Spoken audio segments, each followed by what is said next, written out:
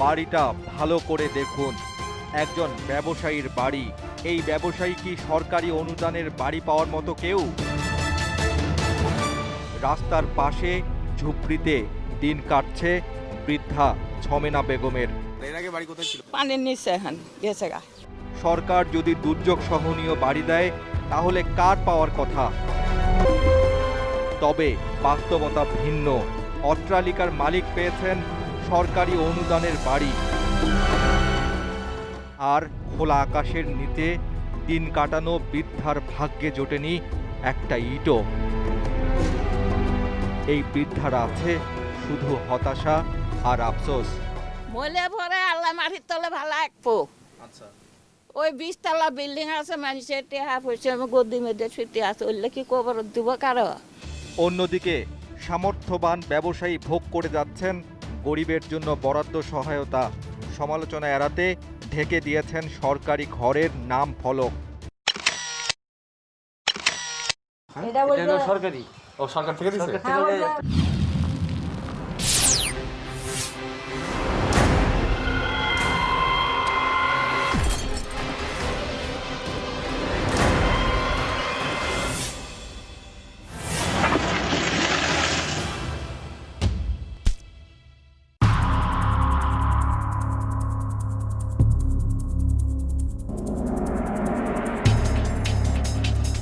প্রাকৃতিক দুর্যোগ আর নদী ভাঙনে বিলীন হয়ে গেছে ভিটেমাটি, সহায় সম্বল। কিন্তু কাগজে কলমে অস্তিত্ব আছে বহু অবকাঠামো আর জনকল্যাণমূলক কাজের। এসবের জন্য সরকারি বরাদ্দ আছে কোটি কোটি টাকার। কিন্তু সেগুলো যাচ্ছে কোথায়, কার নামে ব্যবহার হচ্ছে, আর কেই বা পাচ্ছে? এ নিয়ে তালাশের এবারের অনুসন্ধান। দেখুন গরিবের ঘর পাচ্ছে কে।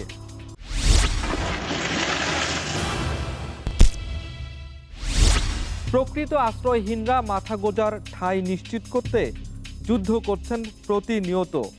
তাদের জন্য বরাদ্দকৃত সরকারি ঘর চলে যাচ্ছে এলাকার জনপ্রতিনিধি এবং তাদের আত্মীয় স্বজনদের কবজায়। আশ্রয়হীনদের ঘর পরিণত হয়েছে অট্টালিকাওয়ালাদের গুদাম ঘরে। 60টি উপজেলার আওতায় 68টি ইউনিয়ন নিয়ে গঠিত যমুনা পাড়ের জেলা জামালপুর। যমুনার ঢেউ এখানে প্রতিনিয়ত লণ্ডভণ্ড করে দেয় মানুষের ঘর বাড়ি। নদীতে বিলীন হয়ে যায় মাইলের পর মাইল এলাকা, সাথে বন্যা তো আছেই।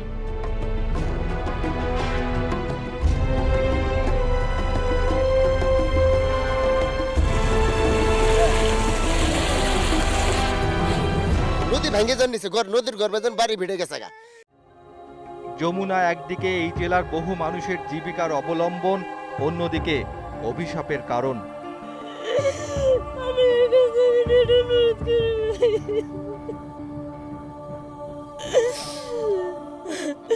আমার একটা থাকার একটা পাশন একটা ঘর দিবেন ভাই, সব ভাঙে নিয়ে গেছে। কত পরিবার যে এমন দুর্দশার মধ্য দিয়ে দিন পার করছে তার কোনো হিসাব নেই। জামালপুর জেলার দেওয়ানগঞ্জ উপজেলা। আমেনা বেগম, বয়স 80 ছুঁই ছুঁই। নদীতে ভিটে ঘর বিলীন হয়েছে বহু বছর আগে। নতুন করে একটা ঘর বানাবেন সে অবস্থাও নেই। আর পরিবারের উপার্জন করার মতো মানুষ না থাকায় 3 বেলা খাবারও জোটে না আমেনার। ওই মানুষের যা দেয় দয়া ধর্মকে তাই খাই। একটু আশ্রয়ের সুবিধা পেতে এই বয়সেও বহুবার ঘুরেছেন জনপ্রতিনিধিদের দুয়ারে দুয়ারে, তবে মিলেছে শুধুই আশ্বাস। ঘর পাইছেন? ঘর দেয় নেই, কোন দিন একটা টিন দেয় নেই।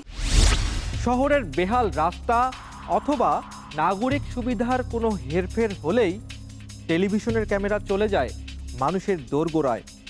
এছাড়াও ফেসবুকের মতো সামাজিক যোগাযোগের মাধ্যম তো আছেই। কিন্তু বড় বড় শহরের বাইরে অর্থাৎ এসব প্রত্যন্ত এলাকায় কোনো দুর্নীতি বা অনিয়ম করলে তা সবসময় আড়ালেই থেকে যায়।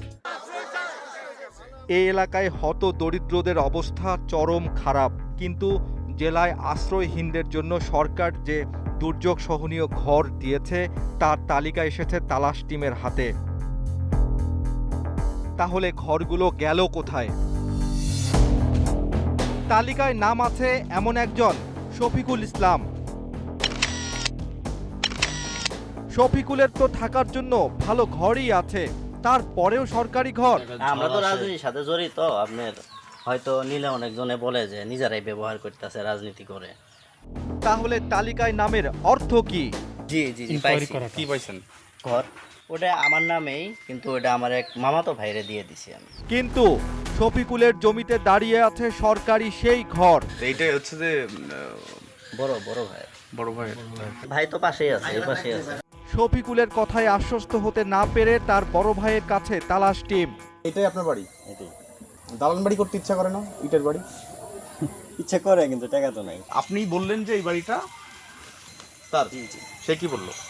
এবার কি বলবেন শফিকুল? কিন্তু আপনি যেভাবে কাজটা করছেন, এই কাজটা কি ঠিক হয়েছে কিনা? মানে না, এটা ঠিক হয়নি। হ্যাঁ, ঠিক হয়নি। তালিকা অনুযায়ী ঘর পেয়েছেন দেওয়ানগঞ্জ উপজেলার চিকাজানি ইউনিয়নের বাসিন্দা মৃত আমানুল্লাহ শেখের ছেলে আব্দুল গফুর। ঠিকানা অনুযায়ী নাম ফলক সহ বাড়িও পাওয়া গেল। বাড়িতে তো কেউ নেই, তাহলে কে থাকে এখানে? এখানে কে থাকে? কিন্তু বাড়ি তো আব্দুল গফুরের, তাহলে মুকলেস এলেন কোথা থেকে? এরই মধ্যে আব্দুল গফুরের মা পরিচয়ে একজন এসে হাজির। গফুরের বাড়ি, গফুর আমার ছেলে। ভদ্র মহিলার কথায় খটকা লাগলো, তাই আরো কিছু জানতে চায় তালাশ টিম। মানে গফুরের বাবার নাম কি? আমার স্বামীর নাম তো দুইটাই বলেন। এর নাম হয়েছে সুরজ মিয়া, আরেকটা সাত্তার আলী না কি মেন গোড, আমার খেলি নিয়ে আচ্ছা, নিজের স্বামীর নাম মনে নাই আপনার? না, আমারও তো হারিমুর। মা ছেলের আর বাবার পরিচয় মেলাতে ছেলে আব্দুল গফুরের কাছে তালাশ টিম। হ্যাঁ, আমার আম্মা। আপনার মা, আপনার নাম কি? মুখলেসুর রহমান। মুকেশুর রহমান। জি। আপনার আম্মা কি বলছে আপনি শুনলো? আমার শোনার বিষয় নেই তো এটা। আম্মা কি না কি বলতে পারে, আপনারা হঠাৎ করে বলছেন। এটা যার জমি থাকতে হবে তার ওই ঘরটা পাবে না। তা ওইটা তো আর আমরা জানি না, ওটা আপনারা প্রশাসনিকভাবে জিজ্ঞাসা করা থাকলে করেন। মুকলেস কিন্তু সঠিক কথাই বলেছেন, কারণ এখানে মুকলেসের কি দোষ বলুন? যারা তাকে সরকারি ঘর বরাদ্দ দিয়েছেন তারাই ভালো বলতে পারেন কেন একজন সামর্থ্যবান মুকলেসকে সরকারি ঘর দেয়া হয়েছে। তালিকা অনুযায়ী একই ইউনিয়নে ঘর পেয়েছেন নিদানু মণ্ডলের ছেলে আবু হানিফ। ঠিকানায় গিয়ে সরকারি ঘরের কোনো হদিস পাওয়া গেল না। ঘরের মালিক সম্পর্কে জানতে চাওয়া হলো। বিল্ডিংটা সরকারি থেকে দিছে। কার নামে নিছে?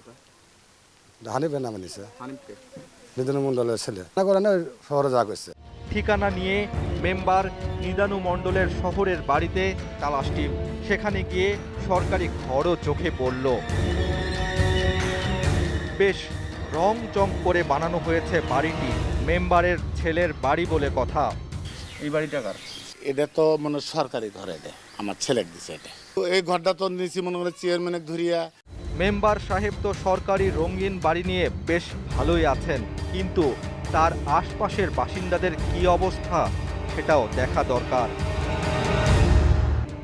ছামিয়া বানু, যমুনার ভাঙ্গনে সর্বস্ব হারানো একজন। খাতায় তার নাম উঠেছিল, কিন্তু জোটেনি ঘর। গরু বাছুর সব কিছুই এক ঘরের মধ্যে, এতে নিজেও থাকি বাচ্চাও থাকে। সরকারের থেকে ঘরে আইতো গরমের তো দেহে না। ছামিনার মতো রোকসানারও একই দশা। ঘুষ দিয়ে পাই না, এখানে আমরা ঘর পাই না। যাই ঘুষ দিছে তার হয়েছেই। টাকা ঘুষ দিয়ে যদি সরকারি ঘর বরাদ্দ নিতে হয়, তাহলে এই দরিদ্র মানুষগুলো নিজের টাকা দিয়েই ঘর বানিয়ে ফেলতে পারতেন, তাই না? যারা স্থানীয়ভাবে এই প্রকল্প দেখভাল করছেন তারা এসব সরকারি ঘর একদিকে যেমন বিক্রি করছেন সামর্থ্যবানদের কাছে, অন্যদিকে বরাদ্দ দিয়েছেন আত্মীয় স্বজনদের নামেও। দেওয়ানগঞ্জ উপজেলা নির্বাহী কর্মকর্তার কার্যালয়ে তালাশ টিম। আমরা লকডাউনের যে পরিবেশটা পড়ে যায়, সেক্ষেত্রে আসলে এই তদারকির এই জায়গাটা একটু গ্যাপ ছিল। কিন্তু তথ্য বলছে ঘটনাগুলো ঘটেছে 2018-2019 অর্থ বছরে। সে সময় তো আর করোনা ছিল না। আরও তদন্তক্রমে ফিল্ডে সরেজমিন দৃষ্টিতে আমরা এগুলি দেখব। জামালপুর জেলার বকশীগঞ্জ উপজেলায় সরকারি যেসব দুর্যোগ সহনীয় ঘর এসেছে সেগুলোর বন্টন ব্যবস্থাও দেখা দরকার। তালিকা ধরে একজন উপকারভোগীর বাড়িতে তালাশ টিম। নাম জৈমত আলী। নাম ঠিকানা অনুযায়ী ঘরও নির্মাণ করা হয়েছে। জৈমত আলী কে হয় আপনার? শ্বশুর। উনি কি বেঁচে আছেন কিনা? না। মৃত ব্যক্তির ঘর নিলেন কিভাবে? পরক্ষণে জানা গেল মৃত জৈমত আলীর ছেলে নুরুল হোসেন স্থানীয় ইউনিয়ন পরিষদের সদস্য। দিয়ে দিছে চেয়ারম্যান সাহেবের, তো অসুবিধা হয়নি। নুরুল হোসেন মেম্বারের চেয়ে আরও এক ধাপ এগিয়ে অঞ্জলি মেম্বার। বসবাসের পর্যাপ্ত ব্যবস্থা থাকার পরেও নিজের আত্মীয় স্বজনের নামে নিয়েছেন 2টি সরকারি বাড়ি। একটা মেয়ের জামাইয়ের নামে, আরেকটা জামাইয়ের মায়ের নামে। দৃশ্যপটে অঞ্জলি মেম্বারের মেয়েকে পাওয়া গেল। ঘর পাইছেন? জি। কয়টা? 2টা। এক্ষেত্রে বেশ চাতুর্যের পরিচয় দিয়েছেন অঞ্জলি মেম্বার। 2 বাড়িতে অভিভাবকের নাম একই হয়ে যাওয়ায় একটিতে মৃত হিসেবে উল্লেখ করা হয়েছে। অন্যায় করলে তো সারারাই করছে, আমরা কি করবো এটা। সরকারি বরাদ্দ নিজের আত্মীয়দের নামে কবজা করা অঞ্জলি মেম্বারকে খুঁজে না পেয়ে ফোনে যোগাযোগ করা হয়, তবে সে ফোন ধরেননি তিনি। অবস্থা দেখে মনে হচ্ছে সরকার গৃহহীনদের জন্য মাথা গোজার ঠাঁই দিতে চাইলেও মাঠ পর্যায়ের দুর্নীতির কারণে ব্যর্থ হতে চলেছে প্রকল্পের আসল উদ্দেশ্য। যাদের ঘর বাড়ি জমি জমা আছে তারাই ভাগ বাটোয়ারা করে নিচ্ছেন সরকারি সব ধরনের সহায়তা। সরকারি এ প্রকল্পের এক প্রজ্ঞাপনে ঘর দেওয়ার ক্ষেত্রে ক্ষুদ্র নৃগোষ্ঠী, বেদে, অসহায় বিধবাদের অগ্রাধিকার দেওয়ার কথা বলা হলেও তালিকাতে তাদের কারো নাম নেই। বাস্তবতা দেখতে আবারও মাঠে তালাশ টিম। বকশীগঞ্জ উপজেলার দিঘলাকোনা এলাকার লাউচাপড়া গ্রামে রয়েছে ক্ষুদ্র নৃগোষ্ঠীর কয়েকশো পরিবার। তাদের বেশিরভাগেরই বাড়িঘর প্রাকৃতিক দুর্যোগে ধ্বংস হয়ে গেছে। এই কাঁসার ভাঙ্গিয়া পরে বৃষ্টি হইলে তারপরে ঘর নাই, বাড়ি নাই, এই অবস্থা। আমরা তো গরিব মানুষ, দিন মজুরি করে খাই। এবেন্দ্র সাংমা জামালপুর জেলার একমাত্র আদিবাসী মুক্তিযোদ্ধা, কিন্তু ঘরের অভাবে নিদারুণ কষ্টে জীবন কাটছে তার। এই পাহাড় ভাঙ্গি আবার ঘরটা নষ্ট হয়ে গেছে আমার। এই ঘরটা মুক্তিযুদ্ধের জন্য অনেক কিছু দেওয়া হয়েছে, কিন্তু আমি আদিবাসী হিসাবে, উত্তর এলাকা হিসাবে আমি আজ পর্যন্ত মুক্তিযোদ্ধা কোনো ঘর পাই নাই। এবেন্দ্র সাংমার মতো মুক্তিযোদ্ধা ঘর না পেলেও সরকারি বাড়ি ঠিকই পেয়েছেন সমতলের সরকারি চাকরিজীবী আব্দুল খালেক। এই কাকা এই বাড়িটা কার? আমার। এই ঘর কি কই পাইছেন?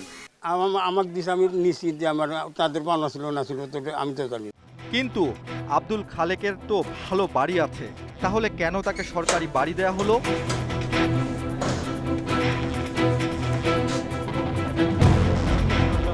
শুধু গুদাম হিসেবে নয়, সরকারি এসব ঘর ব্যবহার হচ্ছে মাজারের মেহমানখানার আড্ডার ঘর হিসেবেও। এই বিল্ডিং আপনার সরকারি ঘর না? এটা আপনার বিল্ডিং আছে, আবার সরকারি ঘর পাইছেন? এটা তো আমার আজমিরের বাবা জানা আসে, দেখেন এই ঘরটাকে ওরসের জন্য নিয়ে আসছে। এ ব্যাপারে জানতে স্থানীয় চেয়ারম্যান মোস্তফা কামালের কাছে তালাশ টিম। উপজেলা থেকে অর্থ বছরে যে টাইমে ঘরগুলো দিয়েছে, আমাকে 2টা ঘর দেওয়া আছে ইউনিয়ন পরিষদের বরাদ্দ। আর বাদ বাকিগুলো উপজেলা প্রশাসন, উপজেলা পরিষদ, রাজনীতি নেতৃবৃন্দ সমঝোতা করে প্রতিটি এলাকাবাড়ি ঘর বিতরণ করছে। বকশীগঞ্জ উপজেলা নির্বাহী কর্মকর্তার বক্তব্য শোনা দরকার, কিন্তু উপজেলা কার্যালয়ে পাওয়া গেল না তাকে। তাই মোবাইল ফোনে যোগাযোগ করা হলো। দুর্যোগ সহনীয় ঘর যে আপনারা দিয়েছেন না? আচ্ছা, সেক্ষেত্রে কি শতভাগ স্বচ্ছতা হয়েছে কিনা? জনপ্রতিনিধির মাধ্যমে আসলে সেটা ভালো হয়, এটা অন্যান্য কাজের ক্ষেত্রে আমরা দেখতে পারি। তাহলে আমরা যদি সরকারি কর্মকর্তারাই যদি সব তৈরি করি, আমরা কিন্তু দোয়া তুলসী পাতা না, আমরা সেখানে করাপশন করে ফেলি অনেকেই দেখা গেছে। এবারের পর্বে রাজধানী থেকে দূরের একটা জনপদের কথা বলছি। এটা একটা উদাহরণ মাত্র। সরকারি উন্নয়ন প্রকল্পের সুবিধা কেন সাধারণ মানুষের কাছে পৌঁছায় না তা আন্দাজ করা যায় দুর্নীতির এই নমুনা দেখে। অনুসন্ধানের এ পর্যায়ে এসে আমাদের কাছে মনেই হচ্ছে যে কোনো প্রকল্পের চাহিদাপত্র তৈরি করা হয় সরকারি মাল নিজের দরিয়ায় ঢালার জন্য। অনুসন্ধানের এখনো অনেক পথ বাকি আছে। 4 মিনিট পর ফিরছি।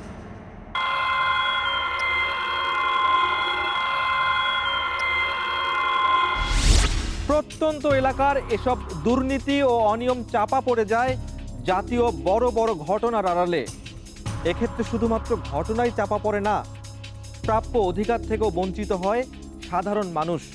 একটা সময় মানুষ ঠিকই ভুলে যায় কি তার পাওয়া ছিল আর কি বা তার অধিকার। জামালপুর সদর উপজেলায় দুর্যোগ সহনীয় ঘর বন্টনের উপকার ভোগীর নামের যে তালিকা পাওয়া গেছে তার শুরুতেই আছে কেন্দুয়া ইউনিয়নের আবু জাফরের নাম। বাড়িটি পেয়ে কতটুকু উপকার হলো তা দেখতে আবু জাফরের বাড়িতে তালাশ টিম, কিন্তু সেখানে সরকারি বাড়ির কোনো অস্তিত্ব নেই। না, গড় এখানে নাই, কটা উঠানোর কথা ছিল। সরকারি বাড়ির ব্যাপারে নাকি আবু জাফরের ছেলে রতন ভালো বলতে পারবেন। রতনের সাথে কথা বলেন, এই বিষয়ে আমি কোনো কিছু জানি না। রতন বাড়িতে না থাকায় ফোনে যোগাযোগ করা হলে স্থানীয় এমপির বাড়িতে আছেন বলে জানান রতন। অবস্থান অনুযায়ী রতনকে পাওয়া গেল। মানে অর্ধেক বিল পাইছি। আপনি ঘরের টাকা কেমনে তুলেন? আমার ঘরের টাকা তো আমি তুলি না, চেয়ারম্যান সাহেব তুলছে। আপনি বললেন যে আপনি তুলছেন? না, চেয়ারম্যান সাহেব তুলে আমাকে দিচ্ছে। কি বললেন তিনি? আরো শুনুন রতনের কথাটা। কাজটা ঠিক না জেনেও অন্যায়ভাবে সরকারি টাকা উঠিয়ে নিয়েছেন তিনি। এসব কি দেখার কেউ নেই? জামালপুর সদর উপজেলার লক্ষ্মীরচর ইউনিয়নের বাসিন্দা আমিনুলের বাড়ি এটি। চাকরি করেন ঢাকায়, তাই নিজ বাড়িতে থাকার ফুসরত হয় না। তবে তারপরেও ভাগ কিন্তু ছাড়েননি সরকারি বাড়ির। কি করেন এই বাড়ি দিয়ে? প্রতিদিন আসে থাকার জন্য, মানে তাকে ঘর যে দিছে সরকার খুবই ভালো করছে। অভিযোগ আছে তালিকায় নাম নেই, আবার ধনীও, তারপরেও সরকারি ঘর পেয়েছেন এমন ব্যক্তির সংখ্যা নাকি কম না। এই বাড়িটি দেখুন। সরকারি অনুদানের বাড়িটি যিনি পেয়েছেন দেখে মনে হচ্ছে উপকারভোগীর নাম ফলক বসানো হয়েছিল, তবে পরে উঠিয়ে ফেলা হয়েছে। কার ঘর কে পাইছে সেইটা কই? ওটা আমরা মনে করেন ওটাই ফেলাইছি। কিন্তু কেন? কেউ তো বলতে পারবো না, সরকারি ঘর দিয়ে দিছে, বুঝেন না।